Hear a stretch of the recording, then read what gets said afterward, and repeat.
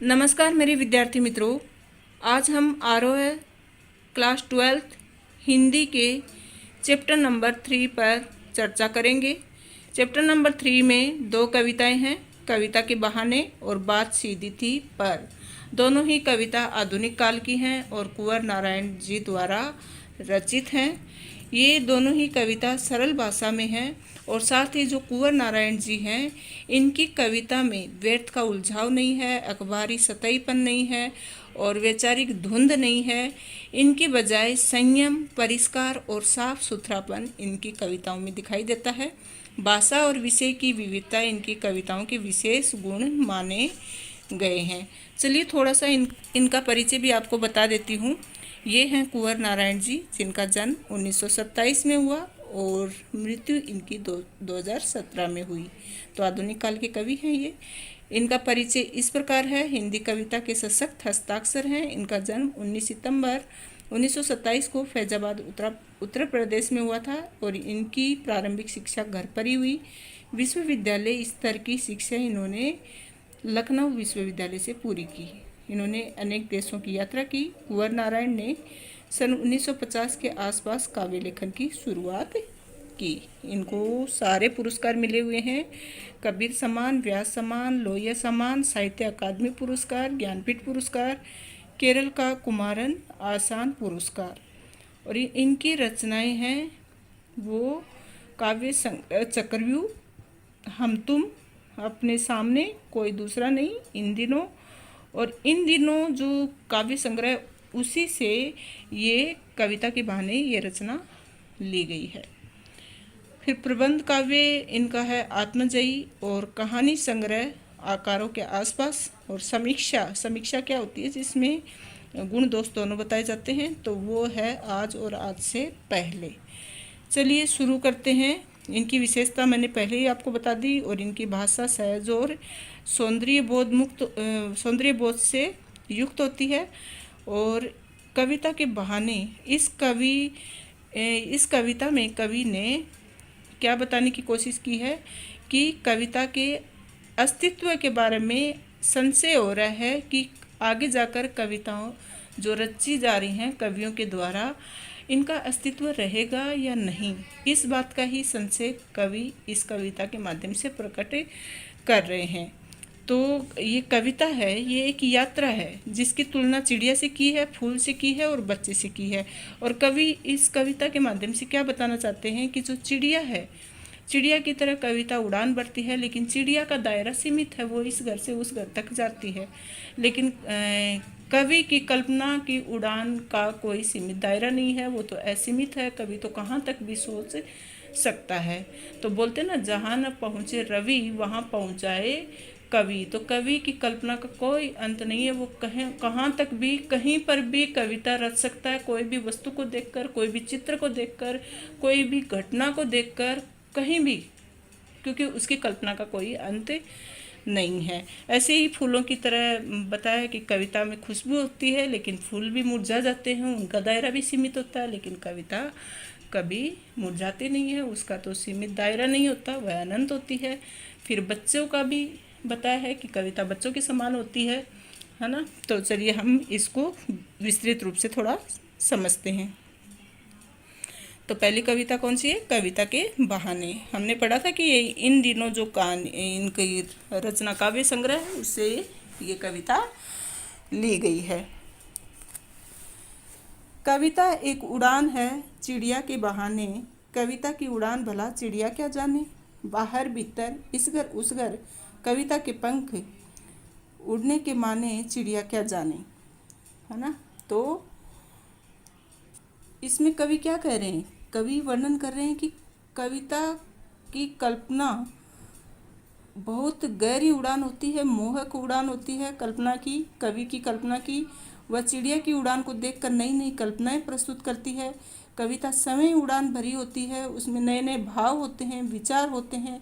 कविता की उड़ान असीमित होती है। तो चिड़िया की उड़ान की तो एक सीमा होती है। कविता एक उड़ान है चिड़िया के बहाने। तो कविता तो एक चिड़िया के बहाने, कविता तो एक उड़ान है कि जिस तरह से चिड़िया उड़ान भरती है, वैसे कविता में भी उड़ान होती है, वह स्वयं उड़ती है और कल्पना की मोहक उड़ान उसमें होती है। तो चिड़िया की उड़ान की एक सीमा होती है, अतः वह कविता की उड़ान का और छोर नहीं जान पाती। कविता की उड़ान भला चिड़िया क्या जाने। तो वह तो चिड़िया के समान उड़ान तो भरती है, लेकिन वह चिड़िया कविता की उड़ान का अंत कैसे जान सकती है। वह भला क्या जाने कविता की उड़ान के बारे में, क्योंकि कविता की उड़ान तो असीमित है, उसका दायरा सीमित नहीं है। बाहर भीतर इस घर उस घर, तो जो चिड़िया है वह तो बाहर चली जाएगी, अंदर आ जाएगी, एक इस घर से उस घर तक उड़ान भर लेगी, लेकिन बस इतना ही उड़ान भरेगी वह। लेकिन कविता में कविता के कल्पनाओं के ऐसे पंख लगे रहते हैं कि वह घर से बाहर सब जगह सारी सृष्टि में उड़ान भर लेती है। बेचारी चिड़िया तो सीमित होती है ना। तो चलिए आगे बढ़ते हैं। कविता का एक खिलना है फूलों के बहाने, कविता का खिलना भला फूल क्या जाने। बाहर भीतर इस घर उस घर, बिना मुरझाए महकने के माने फूल क्या जाने। तो बच्चों, कवि कह रहे हैं कि कविता इस प्रकार खिलती है, विकसित होती है, जैसे फूल विकसित और पल्लवित होते हैं, है ना। तो कविता फूलों की तरह है, वैसे ही खिलती है और विकसित होती है। तो फूल की तरह कविता में नए नए रंग और भाव सौंदर्य आ जाते हैं, परंतु फूलों की अपनी सीमा होती है। तो कविता का एक खिलना फूलों के बहाने, कविता का खिलना भला फूल क्या जाने। तो फूलों को कैसे पता कि कविता का कितना खिलना होता है। फूल बाहर भीतर इधर उधर घर में सुगंध और सुषमा तो भर देते हैं, परंतु वह कविता के खिलने को नहीं समझ पाता। फूल खिलने के बाद वह मुरझा जाता है।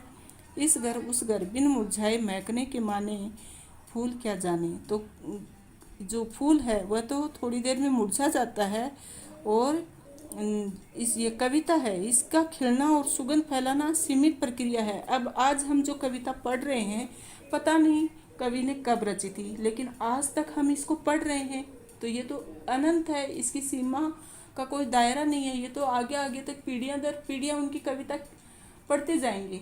तो इस कविता का तो विकसित होना, पल्लवित होना, सुगंधित होना, इसकी सुगंध तो हमेशा फैलती रहेगी। इस कविता से हमें जो रस प्राप्त हो रहा है वो तो आगे से आगे सारे पाठकों को मिलता रहेगा। तो कवि यही कहना चाहते हैं कि कविता का अस्तित्व कभी मिट नहीं सकता, इसमें किसी प्रकार की शंका नहीं होनी चाहिए। तो फूल तो कुछ समय के लिए खिलते हैं, खुशबू फैलाते, फिर मुरझा जाते हैं, उनकी परिणति निश्चित होती है। वे घर के अंदर बाहर, एक घर से दूसरे घर में अपनी सुगंध फैलाते हैं, परंतु शीघ्र ही नष्ट हो जाते हैं। कविता बिना मुरझाए लंबे समय तक लोगों के मन में व्याप्त रहती है। समझ गए स्टूडेंट्स? आपको अच्छे से समझ में आ रहा होगा कि कवि ने कविता की तुलना 3 चीज़ों से की है। कौन कौन से? पहले चिड़िया से, फिर फूल से, और फिर आगे तीसरे पैराग्राफ में कवि करते हैं बच्चे से। कविता एक खेल है बच्चों के बहाने। बाहर भीतर ये घर वह घर, सब घर एक कर देने के माने बच्चे क्या जाने। तो यहाँ क्या कह रहे हैं कि कवि वर्णन कर रहे हैं कि कविता बच्चों के खेल के समान ही है। कवि बच्चों के खेलों को देखकर शाब्दिक क्रीड़ा करने लगता है। इस प्रकार वह शब्दों के द्वारा नए नए भावों और मनोरम कल्पनाओं के खेल खेलता है। जिस तरह से बच्चे खेलते हैं ना, अनेक खेल खेलते हैं, वैसे ही कवि है वह शब्दों को ले लेकर खेल खेलता है। नए नए शब्द दिमाग में उसके आते हैं और उन शब्दों से वह नए नए खेल बनाता है, नई नई रचनाएं करता है। तो शब्दों का खेल कवि खेल सकता है ना। जिस प्रकार बच्चे खेल खेलते समय कभी घर में जाते हैं, कभी बाहर भागते हैं, वे सभी घरों में समान रूप से खेलते हैं, वे अपने पराये का भेदभाव नहीं रखते। तो बच्चों के खेल में कोई सीमा बंधन नहीं है। उसी प्रकार कविता में भी शब्दों का खेल है। तो कवि शब्दों के माध्यम से अपने हृदय के बाहरी संसार के तथा अपने प्राय सभी घरों और मानवों के मनोभावों को कलात्मक अभिव्यक्ति देता है। वह सभी को समान मानकर सर्वकालिक भावों को वाणी देता है। समझ गए बच्चों कि जिस तरह से बच्चों के लिए सारे घर एक समान होते हैं, वह कहीं भी जाकर खेल सकते हैं, उनके मन में किसी प्रकार का भेदभाव पैदा नहीं होता। उसी प्रकार कवि भी कोई भी वस्तु पर अपनी कविता बना लेता है, किसी भी प्रकार के शब्दों का प्रयोग कर लेता है। उसके मन में भी किसी के लिए किसी प्रकार का भेदभाव नहीं होता। बच्चों के लिए सभी घर एक समान होते हैं। खेलने के समय वे अपने पराये में भेद नहीं करते। इसी तरह कवि अपने शब्दों में आंतरिक व बाहरी संसार के मनोभावों को रूप प्रदान करता है। वह बच्चों की तरह बेपरवाह है। कविता पर कोई बंधन लागू नहीं होता। समझ गए स्टूडेंट्स? आपको अच्छे से समझ में आई होगी ये कविता। चलिए दूसरी कविता पढ़ते हैं।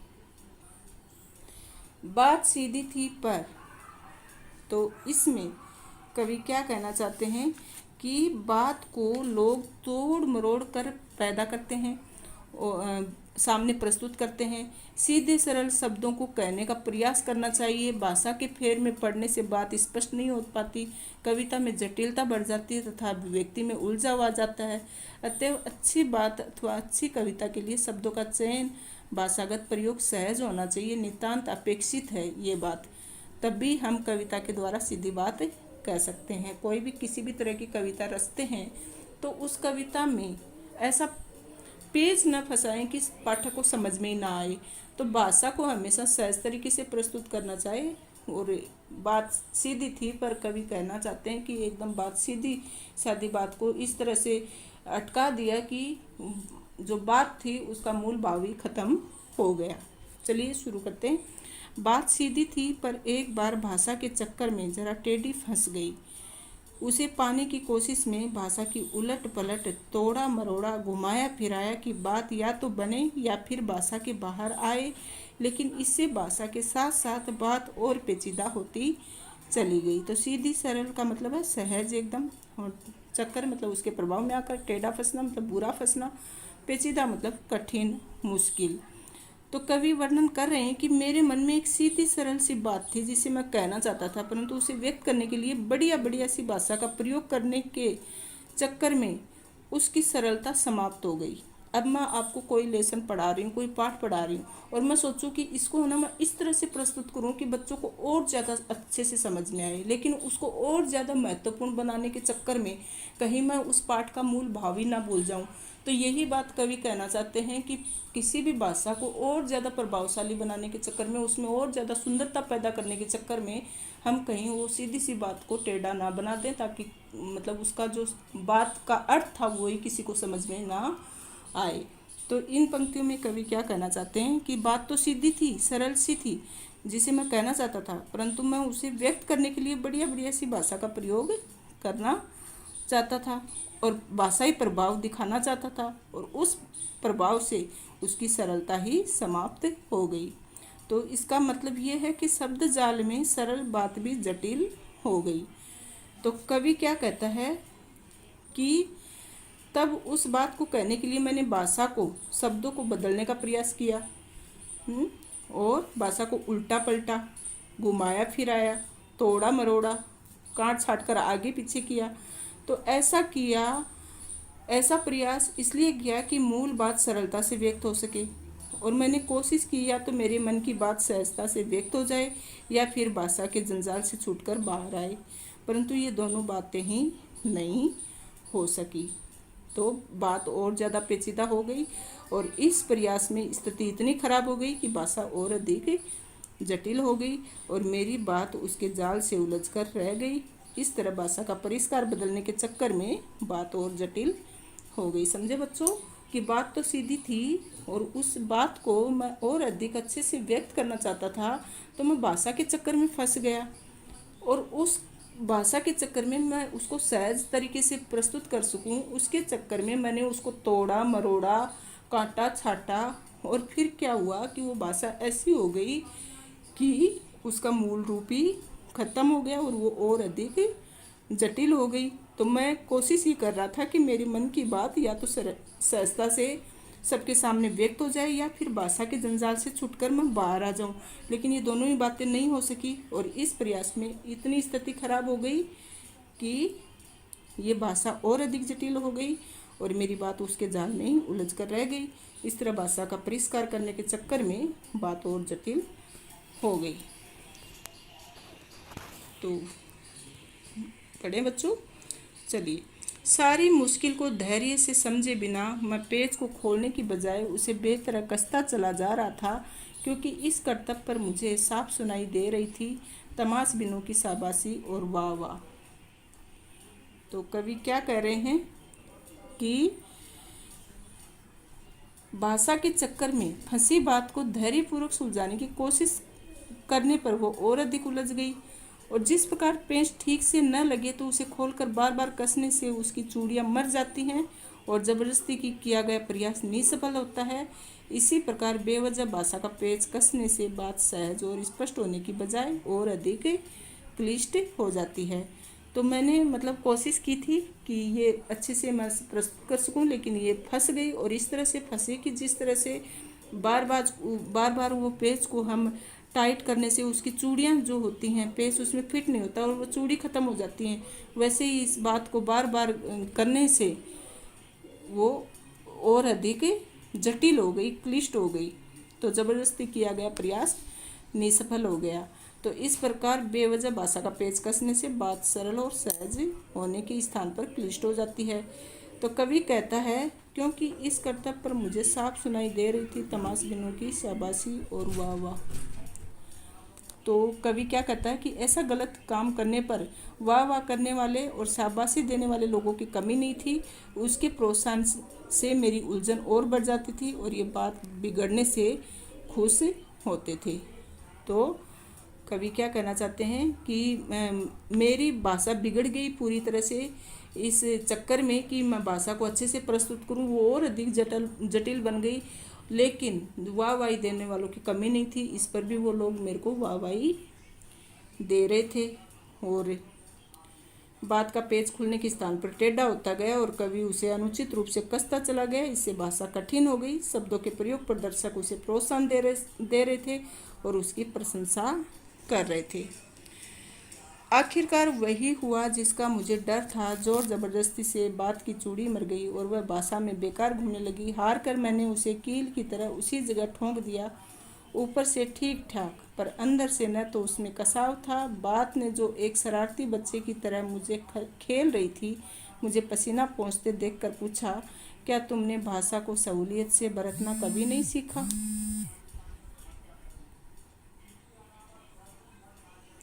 तो कवि यहाँ पर क्या कहना चाहते हैं कि आखिरकार वही हुआ, भाषा के साथ जबरदस्ती करने का वही परिणाम हुआ जिसका कवि को डर था।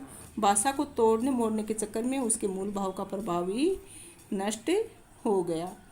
तो पेच को जबरदस्ती करने से उसकी चूड़ी मर गई और पेच बेकार ही घूमने लगा। इसी प्रकार भाषा की बनावट के चक्कर में उसका मूल भाव ही नष्ट हो गया और भाषा व्यर्थ प्रयुक्त होने लगी। तो फिर कवि ने क्या किया, हार कर मैंने उसे कील की तरह उसी जगह ठोक दिया। ऊपर से ठीक ठाक पर अंदर से न तो उसमें कसाव था न ताकत थी। तो चूड़ी मरना मतलब पेच कसते हैं ना हम कोई चीज़ में, तो उसमें चूड़ियाँ लगातार कसते रहेंगे तो वो ढीला पड़ जाएगा और फिर अपने आप ही वो पेच घूमता रहेगा, चूड़ी में नहीं बैठेगा वो। तो वही कहना चाहते हैं कि मैंने ज़बरदस्ती भाषा को अलग से तोड़ मरोड़ कर उसको अच्छा बनाने की कोशिश की, लेकिन उसमें भाषा का मूल भाव ही खत्म हो गया।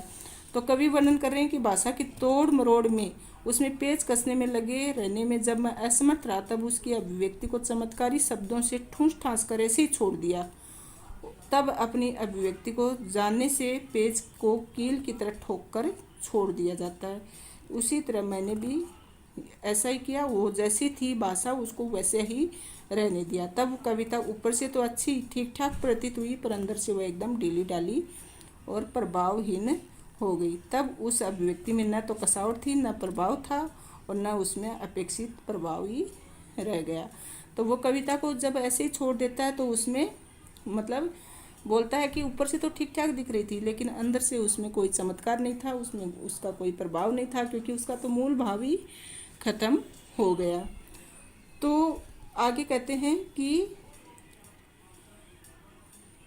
बात ने जो एक शरारती बच्चे की तरह मुझसे खेल रही थी, मुझे पसीना पोंछते देखकर पूछा, क्या तुमने भाषा को सहूलियत से बरतना कभी नहीं सीखा? तो कवि कहता है कि तब बात ने शरारती बच्चे की तरह मतलब उनकी खुद की बात ने, उनके ही अंतर्मन ने बच्चे की तरह पूछा कि तुम क्यों व्यर्थ की शाब्दिक क्रीड़ा कर रहे हो, मतलब ये शब्दों का जाल तुम क्यों कर रहे हो, तुम मुझसे खेलते हुए भी व्यर्थ का परिश्रम क्यों कर रहे हो। कि जो ये बात उन्होंने तोड़ मरोड़ कर जो कवि ने प्रस्तुत की थी, वो बात ही उनसे बच्चे की तरफ पूछ रही थी कि तुम मेरे साथ क्यों ये शब्दों का खेल खेल रहे हो। हाँ, तुम उसे खेलते हुए भी व्यर्थ का परिश्रम क्यों कर रहे हो? मुझे अपना पसीना पोंछते देखकर बात ने कहा कि तुम व्यर्थ में पसीना बहा रहे हो। क्या तुमने अब तक भाषा को सरलता, सहजता और उपयुक्तता से प्रयोग करना नहीं सीखा? ये तुम्हारी अक्षमता और अयोग्यता है, अप्रभावी अभिव्यक्ति की कमी है।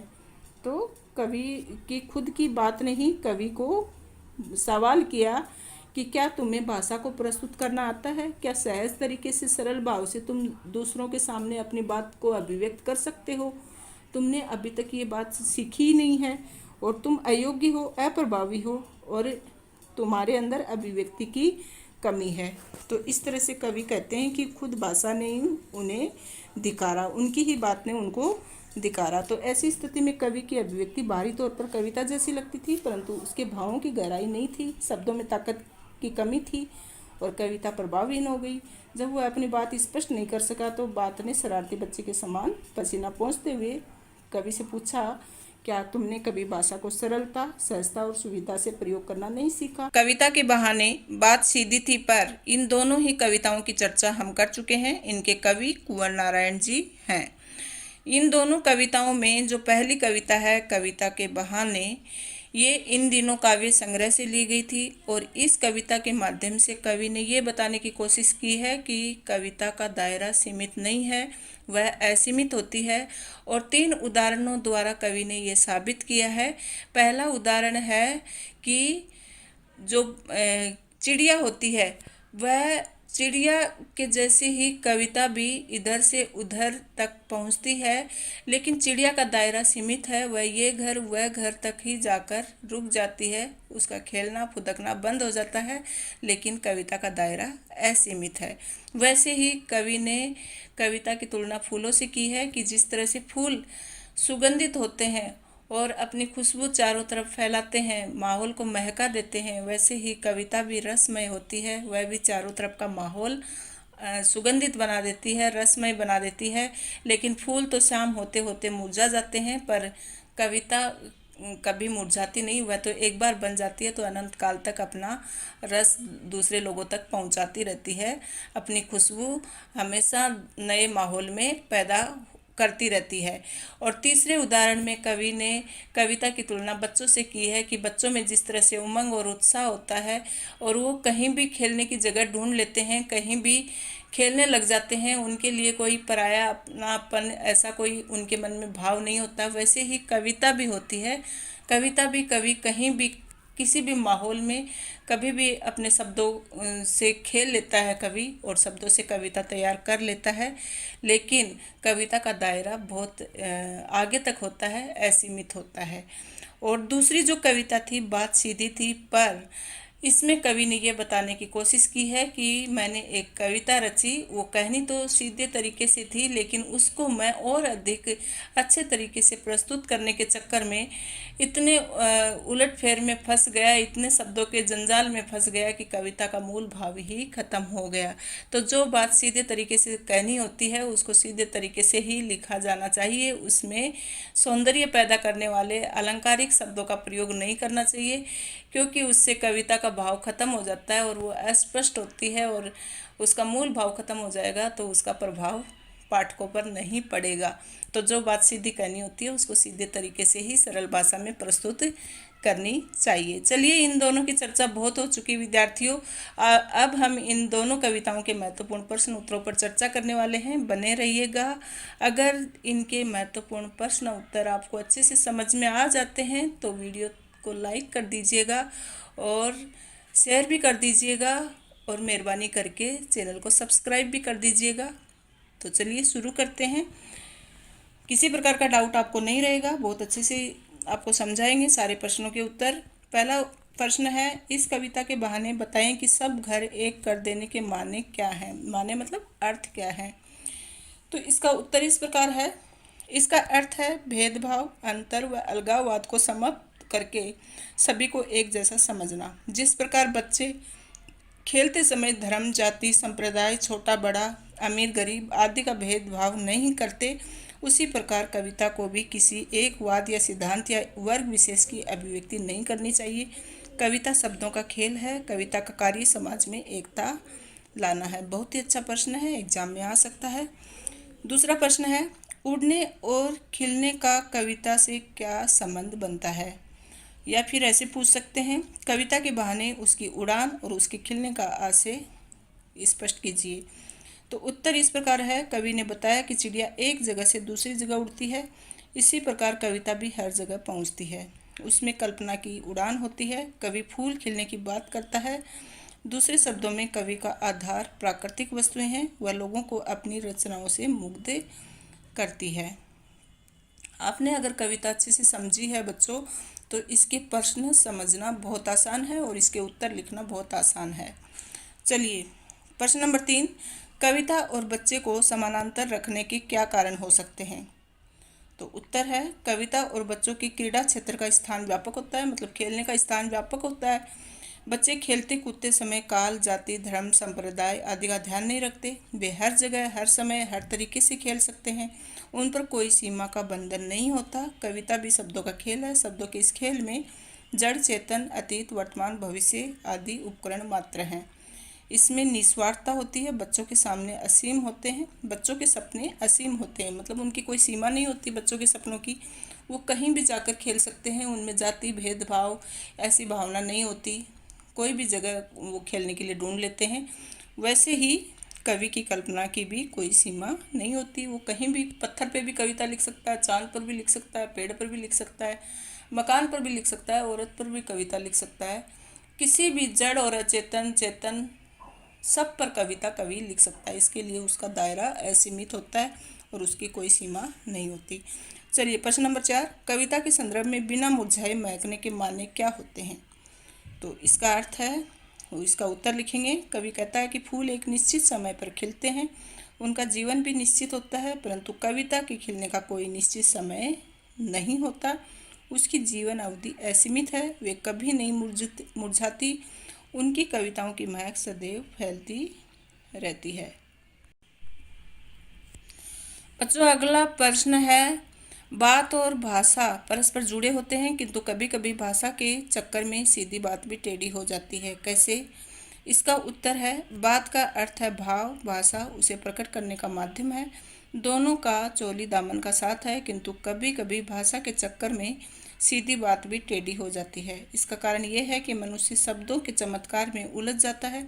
वह इसे गलत फहमी का शिकार हो जाता है कि कठिन तथा नए शब्दों के प्रयोग से वह अधिक अच्छे ढंग से अपनी बात कह सकता है। भाव को कभी भाषा का साधन नहीं बनाना चाहिए। बहुत अच्छा प्रश्न है। और बच्चों, इन सभी प्रश्नों की PDF, प्रश्न उत्तर की PDF आपको डिस्क्रिप्शन में मिल जाएगी, तो वहाँ जाकर आप कभी भी ये प्रश्न नोट कर सकते हैं, इनको पढ़ सकते हैं। और फिर भी अगर सुनना चाहते हैं तो वीडियो को 1-2 बार सुन लेंगे तो सारे प्रश्नों के उत्तर अच्छे से याद हो जाएंगे, क्योंकि सुनना सबसे ज़्यादा सीखने का माध्यम, सबसे बड़ा माध्यम है। चलिए, प्रश्न नंबर 6, बात सीधी थी पर कविता में कवि क्या कहता है, अथवा कविता का प्रतिपाद्य स्पष्ट कीजिए। तो कवि कहता है, इसका उत्तर इस प्रकार है, कविता बात सीधी पर कुंवर नारायण जी के कोई दूसरा नहीं संग्रह में संकलित है। कविता में कथ्य और माध्यम के द्वंद्व उकेरते हुए भाषा की सहजता की बात की गई है। हर बात के लिए कुछ खास शब्द नियत होते हैं, ठीक वैसे ही जैसे हर पेज के लिए एक निश्चित खांचा होता है। अब तक जिन शब्दों को हम एक दूसरे को पर्याय के रूप में जानते हैं, उन सब के अपने विशेष अर्थ होते हैं। अच्छी बात या अच्छी कविता का बनना सही बात का सही शब्द से जोड़ना होता है, और जब ऐसा होता है तो किसी दबाव या अतिरिक्त मेहनत की ज़रूरत नहीं होती, वह सहूलियत के साथ ही हो जाता है। तो जिस शब्दों के लिए जो शब्द हमें काम में लेने चाहिए वही हमें लिखने चाहिए, वही कविता में प्रयोग करने चाहिए। उसके लिए अगर हम दूसरे कुछ पर्याय शब्द ढूंढेंगे, उनके पर्यायवाची कठिन शब्दों का प्रयोग करेंगे, तो उसके चक्कर में फेर में आकर कविता का मूल भाव खत्म हो सकता है। इसके लिए कवि ने भाषा की सहजता पर बल दिया है कि भाषा को सहज रखना चाहिए, जो कि आसानी से समझ में आ सके। प्रश्न नंबर 7, कविता के बहाने कविता का प्रतिपाद्य बताइए। तो कविता के बहाने कुंवर नारायण के इन दिनों संग्रह से ली गई है।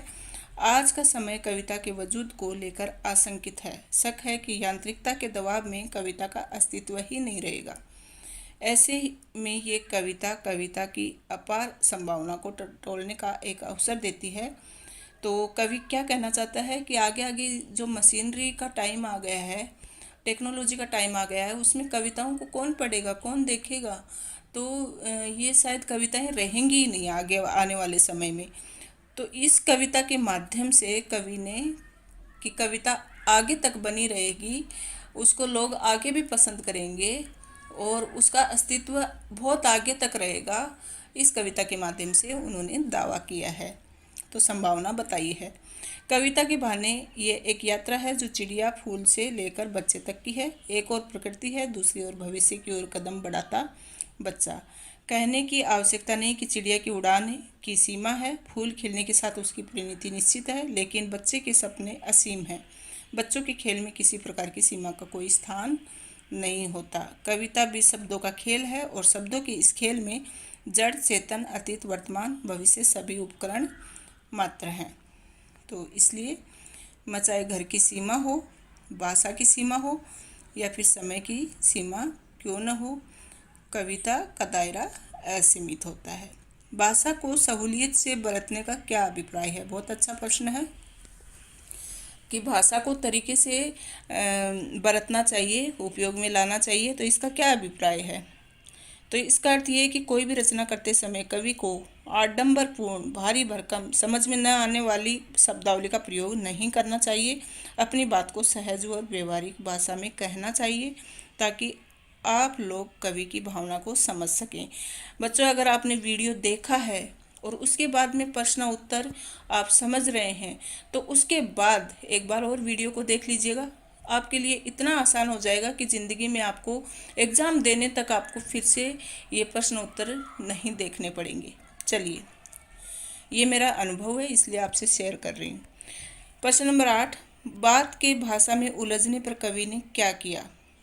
उत्तर है, जब बात भाषा में उलझ गई तो उसने सारी मुश्किल को धैर्य से नहीं समझा। वह पेज को खोलने की बजाय उसे बिना किसी तरीके की कसता चला गया। इस काम पर उसे लोगों ने शाबाशी दी। प्रश्न नंबर 10, जोर जबरदस्ती करने पर बात के साथ क्या हुआ? उत्तर है, कवि ने जब भावों को भाषा के दायरे में बांधने की कोशिश की तो बात का प्रभाव समाप्त हो गया। वह शब्दों के चमत्कार में खो गई और असरहीन हो गई। मतलब कवि जो बात कहना चाहता था वह उसने सोचा कि मैं ज़्यादा भावपूर्ण होकर भावयुक्त शब्दों के साथ ही मेरी बात को अभिव्यक्त करूं, लिखूं, लेकिन भावों के फेर में आकर भावों के दायरे में बांधने की कोशिश की तो फिर बात का प्रभाव ही खत्म हो गया और वो असरहीन हो गई कविता। प्रश्न नंबर 11, बात सीधी थी पर कविता के आधार पर बात की चूड़ी मर जाने का आज से स्पष्ट कीजिए। बहुत अच्छा प्रश्न है। उत्तर है, लेखक बताता है कि भाषा को तोड़ने मरोड़ने के कारण उसका जो मूल प्रभाव था वह नष्ट हो गया। सिद्धांतों व सौंदर्य के चक्कर के मूल भाव ही समाप्त हो गया। उसकी अभिव्यक्ति कुंद हो गई और वह भावहीन बनकर रह गई। कवि ने कथ्य को महत्व दिया है, अतः भाषा को बात सीधी थी पर के आधार पर तर्क सम्मत उत्तर दीजिए। तो बच्चों, यहाँ पर थोड़ा देख लेना, कवि ने कथ्य को महत्व दिया है ऐसे आएगा, फिर अतः भाषा को बात सीधी थी आएगा के आधार पर स्पष्ट करना है इसको। तो बात सीधी थी पर कविता में कवि ने कथ्य को महत्व दिया है। कवि ने जब सीधी व सरल बात को कहने के लिए चमत्कारिक भाषा को माध्यम बनाया तो भाव की अभिव्यक्ति ही नष्ट हो गई, मूल कथ्य पीछे छूट गया और सिद्धांत व सौंदर्य भी प्रमुख हो गए। कविता के बहाने बात सीधी थी पर, ये दोनों ही कविताओं पर आज हम चर्चा करेंगे। इनके महत्वपूर्ण एमसीक्यूज डिस्कस करेंगे। इससे पहले आत्म परिचय और एक गीत पर हम डिस्कशन कर चुके हैं। अगर आपने वो वीडियो नहीं देखा है तो वहाँ जाकर आप देख सकते हैं और अपनी तैयारी को और मजबूत कर सकते हैं। आज का हमारा जो लेसन है वह है कविता के बहाने और बात सीधी थी पर, chapter number 3, Hindi RO, class 12। चलिए शुरू करते हैं। कविता के बहाने कविता के रचनाकार कौन हैं? कुंवर सिंह, कुंवर प्रसाद, कुंवर प्रकाश, कुंवर नारायण। तो इसका सही उत्तर है बच्चों कुंवर नारायण। कविता किसके बहाने एक उड़ान है? अतीत, बालक, चिड़िया, प्रेमिका। तो कविता चिड़िया के बहाने एक उड़ान है। कविता फूलों के बहाने क्या है? गिरना, खिलना, मुरझाना, बहकना। तो कविता फूलों के बहाने खिलना है। कविता किसके बहाने खेल रही थी? बच्चे के, खिलौने के, पेंच के, भाषा के। तो बच्चे के बहाने खेल रही थी। इस कविता में आपको ध्यान रखना है कि फूल क्या करते हैं। फूल तो खिलते हैं, तो फूलों का नाम आता है, वहाँ पर खिलना आएगा। और बच्चे क्या करते हैं? खेलते हैं। तो बच्चों का नाम जहाँ पर आता है वहाँ पर आप खेल का जोड़ दोगे। और चिड़िया क्या करती है? उड़ती है। तो चिड़िया का नाम आता है, तो कविता एक उड़ना हो गया। तो इस तरह से आप ध्यान में रखेंगे थोड़ा।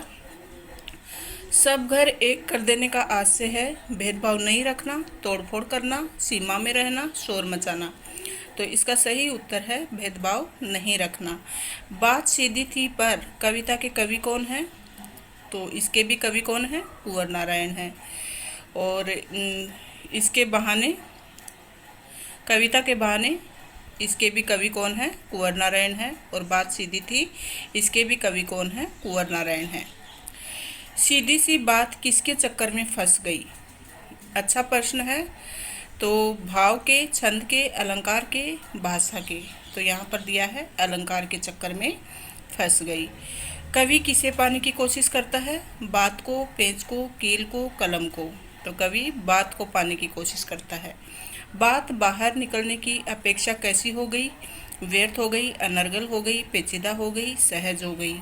तो बात बाहर निकलने की अपेक्षा और पेचीदा मतलब कठिन हो गई। कवि क्या करतब कर रहा था? मेज पर पेंच ठोक रहा था, बात सुलझाने की कोशिश कर रहा था, नाटक कर रहा था, लोगों को बात समझा रहा था। तो बात सुलझाने की कोशिश कर रहा था। आपने अगर इस पर जो वीडियो बनाए हुए हैं एक्सप्लेनेशन के, वो अच्छे से सुने हैं तो आपको ये सारे प्रश्नों के उत्तर आसानी से आते होंगे।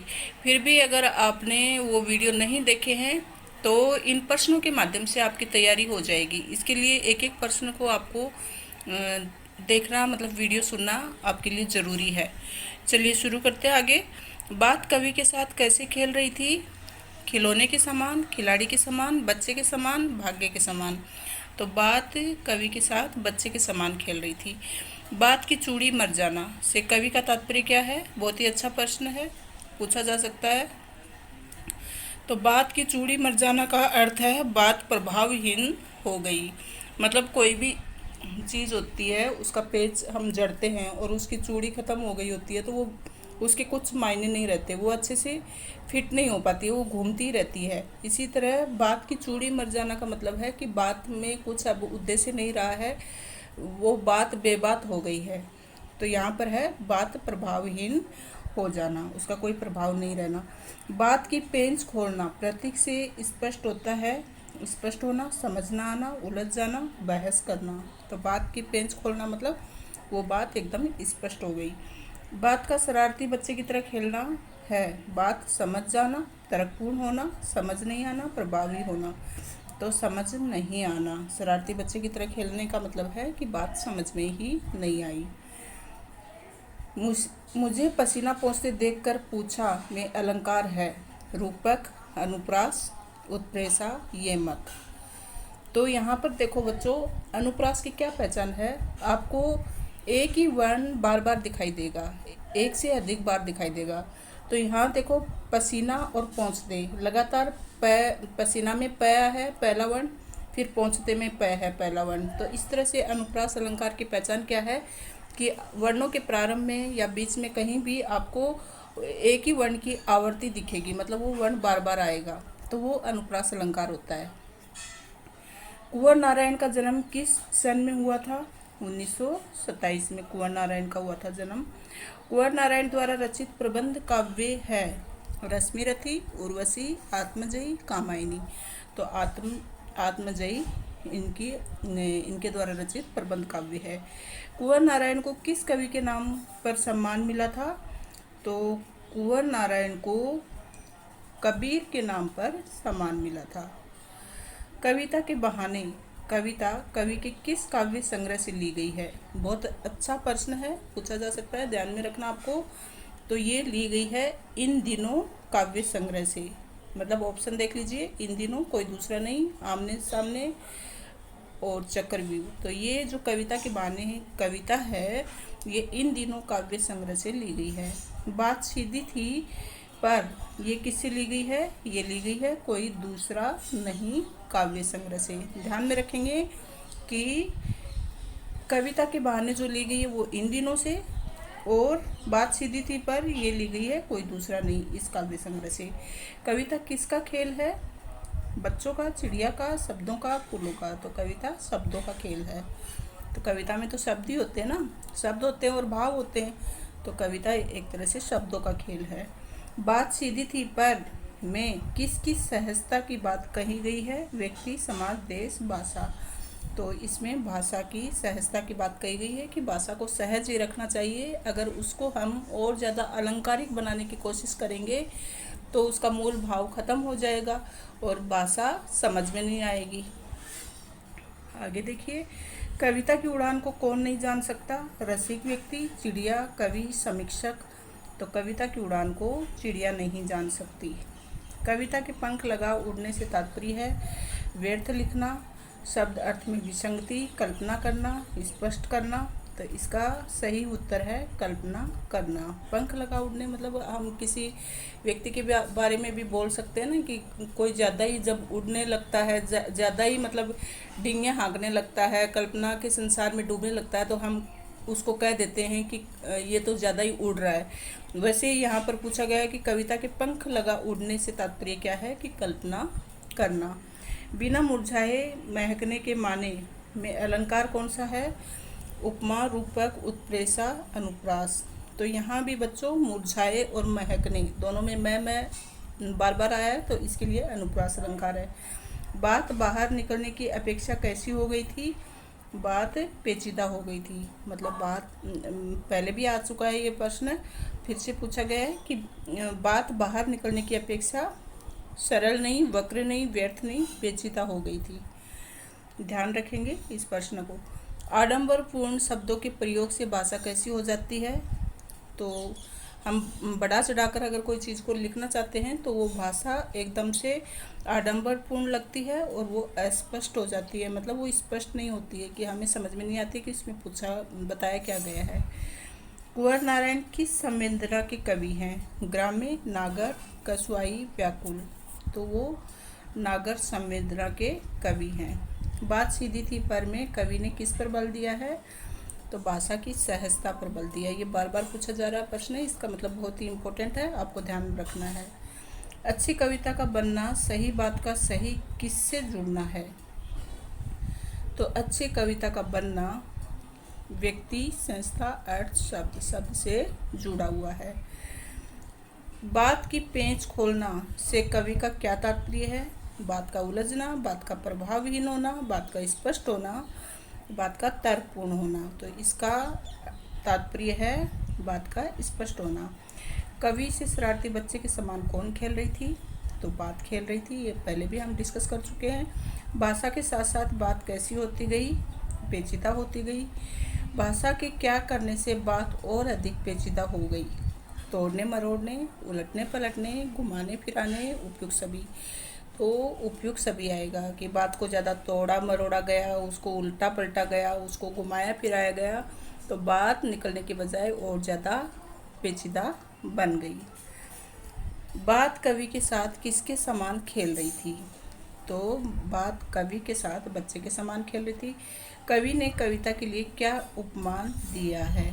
तो खेल का, कि कविता एक खेल की तरह होती है। बात जरा टेढ़ी फंसने का मूल कारण क्या है?